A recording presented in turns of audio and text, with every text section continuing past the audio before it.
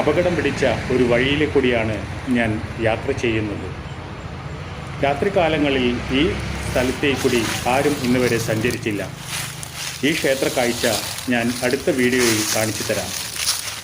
2 എപ്പിസോഡായിട്ടാണ് ഞാൻ ഈ ക്ഷേത്ര കാഴ്ച ഞാൻ നിങ്ങളുടെ മുന്നിൽ സമർപ്പിക്കാൻ ആഗ്രഹിക്കുന്നത്.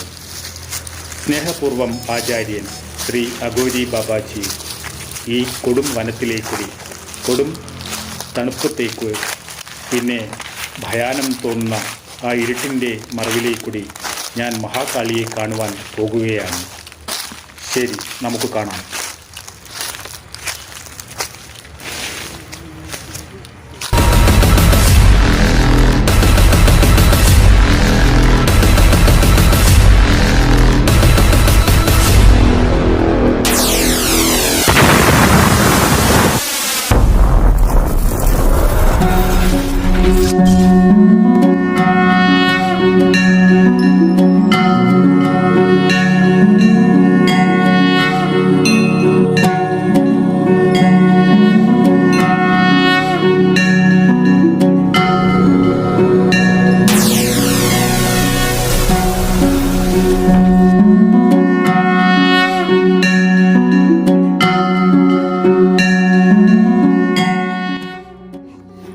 പ്രിയ ഗുരുജനങ്ങളെ, നാം ഇന്നുള്ളത് കണ്ണൂർ ജില്ലയിൽ കണ്ണാടിപ്പറമ്പ് എന്നുള്ള ദേശത്ത് സ്ഥിതി ചെയ്യുന്ന ശ്രീ ധർമ്മശാസ്താ ക്ഷേത്രത്തിലാണ്.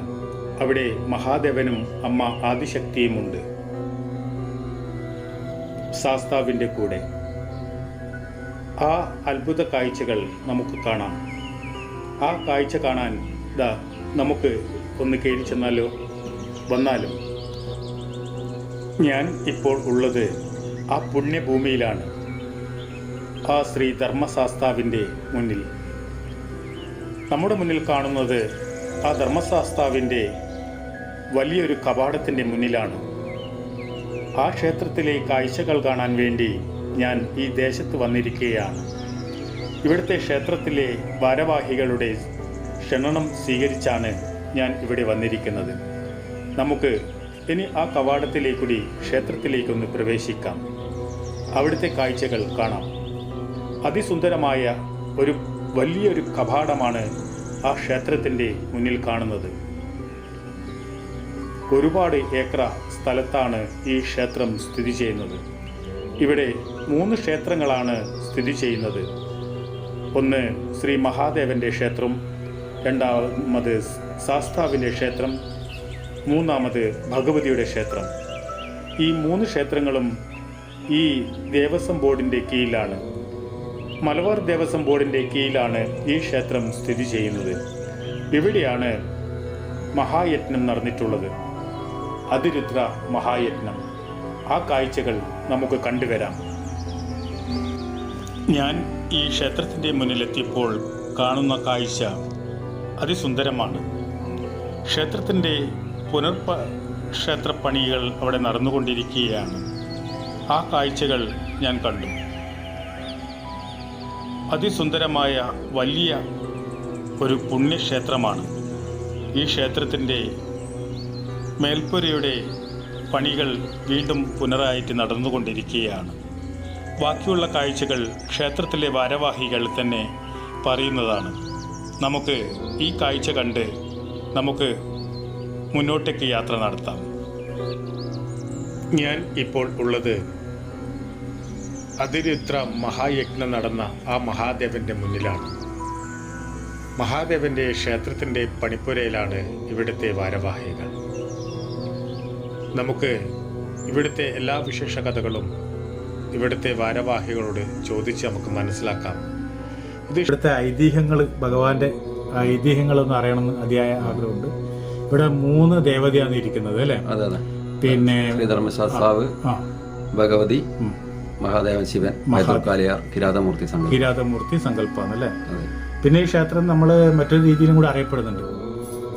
2012 നടന്ന അതിരുദ്ര മഹായജ്ഞം ഇവിടെ ലോകപ്രസിദ്ധി ആർജിച്ച ലക്ഷക്കണക്കിന് ആളുകൾ ഇവിടെ വന്ന് പങ്കെടുത്ത. എത്ര ദിവസത്തെയായിരുന്നു ആ പരിപാടി? 11 ദിവസത്തെ. 11 ദിവസം അന്നദാനവും കാര്യങ്ങളും എല്ലാം ആയിട്ടല്ലേ? ഒരു ദിവസം തന്നെ 1,00,000-ലധികം ആൾക്കാർക്ക് അന്നദാനം കൊടുക്കാനുള്ള ഭാഗ്യം ഉണ്ടായിട്ടുണ്ട്. പിന്നെ ഇത് പിന്നെ മലബാർ ദേവസ്ഥത്തിന്റെ കീഴിലാണോ അല്ലെ പ്രൈവറ്റ് ആണോ? മലബാർ ദേവസ്ഥത്തിന് കീഴിലുള്ള ക്ഷേത്രമാണ് അല്ലേ.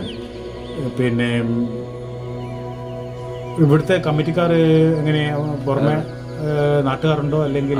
നാട്ടുകാരുടെ കമ്മിറ്റി ഉണ്ട്. പിന്നെ തെരഞ്ഞെടുക്കപ്പെടുന്ന ട്രസ്റ്റി ബോർഡ്, 5-അംഗ ട്രസ്റ്റി ബോർഡ് ഉണ്ട്. പിന്നെ ദേവസ്വം ബോർഡിന് എക്സിക്യൂട്ടീവ് ഓഫീസർ അതുണ്ട് അല്ലേ. കൂടിയിട്ടാണ് എല്ലാവരും സഹകരിച്ചിട്ടുള്ള ഇതാണ്. അപ്പോൾ അന്നദാനം ഉണ്ട് ഇപ്പം ഇവിടെ? സാധാരണ അന്നദാനം മുന്നേ ശനിയാഴ്ചകളിൽ അന്നദാനം ഉണ്ടായിരുന്നു. ഇപ്പം കൊറോണ ആയതുകൊണ്ട് മാറ്റി വെച്ചിട്ടുള്ളത്. പിന്നെ അതൊക്കെ മാറിക്കഴിഞ്ഞാൽ വീണ്ടും തുടങ്ങും അല്ലേ? എല്ലാ ശനിയാഴ്ച ദിവസം ഉണ്ടാവില്ല അല്ലേ? രാത്രി ഉണ്ടോ അല്ലെ പകൽ മാത്രം?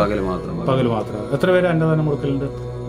ശനിയാഴ്ചകളിൽ 500 പേർക്ക് അങ്ങനെ കൊടുക്കുന്നുണ്ട്.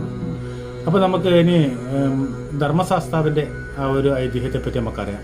ഏകദേശം 3000 വർഷത്തോളം പഴക്കമുള്ള അതിപുരാതനമായ ഒരു ക്ഷേത്രമാണ് ഈ കണ്ണാടിപ്പറമ്പ് ശ്രീധർമ്മശാസ്ത്ര ക്ഷേത്രം. വടക്കേ മലബാറിലെ തന്നെ ധർമ്മശാസ്താവ് പ്രധാന ദേവനായിട്ട് പ്രതിഷ്ഠയുള്ള അപൂർവ ക്ഷേത്രങ്ങളിൽ ഒന്നായത്. ഇവിടെ പിന്നെ എല്ലാ ദിവസവും രാവിലെ 5:30 നട തുറക്കൽ. 5:30 തുറന്നു കഴിഞ്ഞാൽ 11 മണി വരെ രാവിലെയും, വൈകുന്നേരം 5:30 മുതൽ 7 മണി വരെയാണ് ഉള്ളത്. ഇപ്പം കൊറോണ ആയതുകൊണ്ട് ഇങ്ങനെ സമയം കുറച്ച് ഇതാക്കി. ഇത് ഇവിടെ ഇങ്ങനൊരു മൂർത്തി എങ്ങനെയാന്ന് അറിയപ്പെട്ടത് അതറിയുന്നു? അതെന്ന് വെച്ച് കഴിഞ്ഞാല് പിന്നെ അയ്യപ്പൻ അതിഥിയായി വന്ന സങ്കല്പം. എന്താ വെച്ച് കഴിഞ്ഞാല് ഇങ്ങനെ ഒരു നാറാത്ത് പാണ്ഡ്യൻതടം എന്ന് പറയുന്ന സ്ഥലത്ത് ആദ്യമായി വന്ന് അയ്യപ്പൻ വിശ്രമിച്ചു എന്നും അതിനുശേഷം ചവിട്ടടിപ്പാറ എന്ന് പറയുന്ന സ്ഥലത്ത് നിന്ന് അമ്പ് ചെയ്തിട്ട് ആ അമ്പ് കൊള്ളുന്ന സ്ഥലത്ത് എനിക്കൊരു ക്ഷേത്രം പണിയണമെന്നും പറഞ്ഞതിന്റെ അടിസ്ഥാനത്തിലാണ് ഇവിടെ വന്നിരിക്കുന്നത്.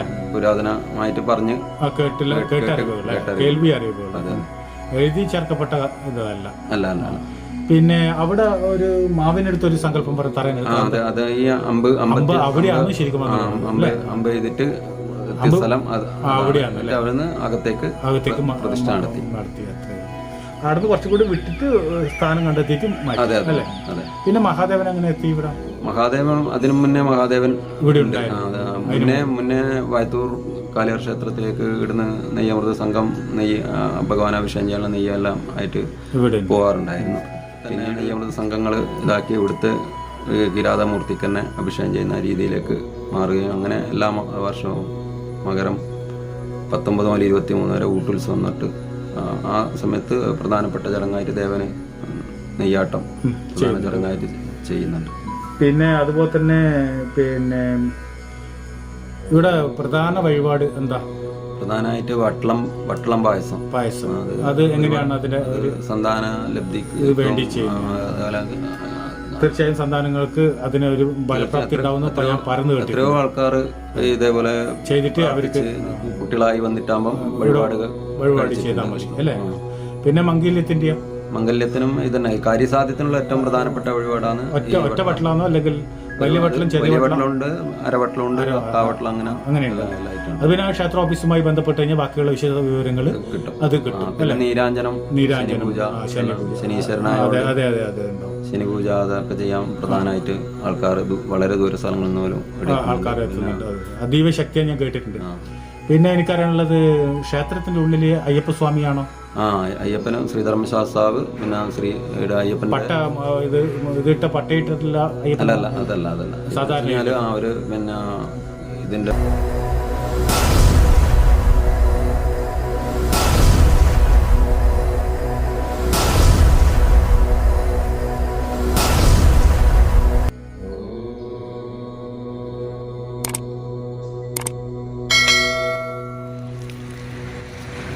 ഈ ക്ഷേത്രത്തിലെ ആദ്യത്തെ ചിത്രീകരണം ഇവിടെ ഞാൻ അവസാനിപ്പിക്കുകയാണ്. ഈ ക്ഷേത്രത്തിൻ്റെ തന്നെ ബാക്കി ഭാഗം അടുത്ത ചൊവ്വാഴ്ച ഞാൻ ചിത്രീകരിച്ച് നിങ്ങളുടെ മുന്നിൽ എത്തിക്കുന്നതാണ്. അതിഭയാനമായ, മറ്റുള്ളവർ ഈ സമയങ്ങളിൽ പോകുവാൻ മടിക്കുന്ന, ഭയപ്പെടുന്ന, അല്ലെങ്കിൽ പോകുവാൻ അനുമതി കൊടുക്കാത്ത ഈ സ്ഥലത്ത് മഹാകാളിയെ കാണാൻ ഞാൻ അർദ്ധരാത്രി പോകുകയാണ്. സ്നേഹപൂർവം ആചാര്യൻ ശ്രീ അഗോരി ബാബാജി നല്ല നമസ്കാരം പറഞ്ഞുകൊണ്ട് എല്ലാവർക്കും ശുഭരാത്രി.